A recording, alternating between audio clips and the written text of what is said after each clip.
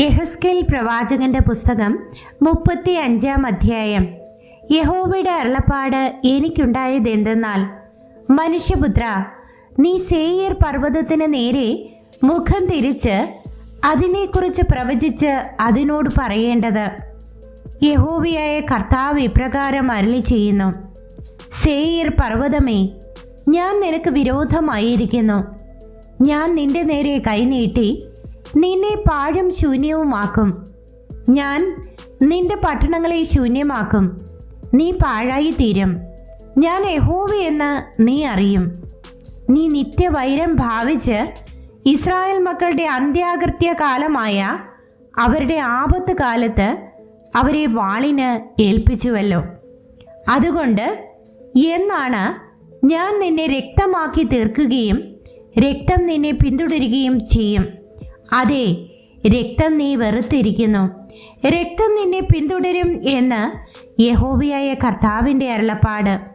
അങ്ങനെ ഞാൻ സേയീർ പർവ്വതത്തെ പാഴും ശൂന്യവുമാക്കി ഗതാഗതം ചെയ്യുന്നവരെ അതിൽ നിന്ന് ഛേദിച്ചു കളയും.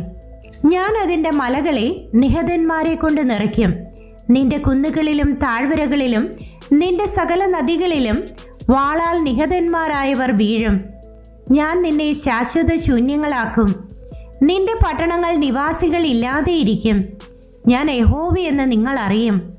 യഹോവ അവിടെ ഉണ്ടായിരിക്കെ ഈ ജാതി രണ്ടും ഈ ദേശം രണ്ടും എനിക്കുള്ളവയാകും. ഞങ്ങൾ അത് കൈവശമാക്കും എന്ന് നീ പറഞ്ഞിരിക്കൊണ്ട് എന്നാണ് നീ അവരോട് നിന്റെ ദ്വേഷം ഹേതുവായി കാണിച്ചിരിക്കുന്ന കോപത്തിനും അസൂയയ്ക്കും ഒത്തവണ്ണം ഞാനും പ്രവർത്തിക്കും. ഞാൻ നിനക്ക് ന്യായം വിധിക്കുമ്പോൾ ഞാൻ അവരുടെ ഇടയിൽ എന്നെ തന്നെ വെളിപ്പെടുത്തും എന്ന് യഹോവയായ കർത്താവിൻ്റെ അരുളപ്പാട്. ഇസ്രായേൽ പർവ്വതങ്ങൾ ശൂന്യമായിരിക്കുന്നു, അവ ഞങ്ങൾക്ക് ഇരയായി നൽകപ്പെട്ടിരിക്കുന്നു എന്നിങ്ങനെ അവയെക്കുറിച്ച് നീ പറഞ്ഞിരിക്കുന്ന ദൂഷണങ്ങളെയൊക്കെയും യഹോവയായ ഞാൻ കേട്ടിരിക്കുന്നു എന്ന് നീ അറിയും. നിങ്ങൾ വായ്കൊണ്ട് എൻ്റെ നേരെ വമ്പു പറഞ്ഞ് എനിക്ക് വിരോധമായി നിങ്ങളുടെ വാക്കുകളെ പെരുക്കി. ഞാനത് കേട്ടിരിക്കുന്നു.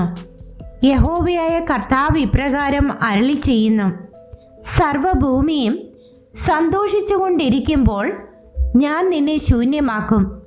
ഇസ്രായേൽ ഗൃഹത്തിൻ്റെ അവകാശം ശൂന്യമായതിൽ നീ സന്തോഷിച്ചുവല്ലോ. ഞാൻ നിന്നോടും അതുപോലെ ചെയ്യും. സേയീർ പർവ്വതവും എല്ലാ ഏദോമുമായുള്ളവേ, നീ ശൂന്യമായി പോകും. ഞാൻ യഹോവയെന്ന് അവർ അറിയും.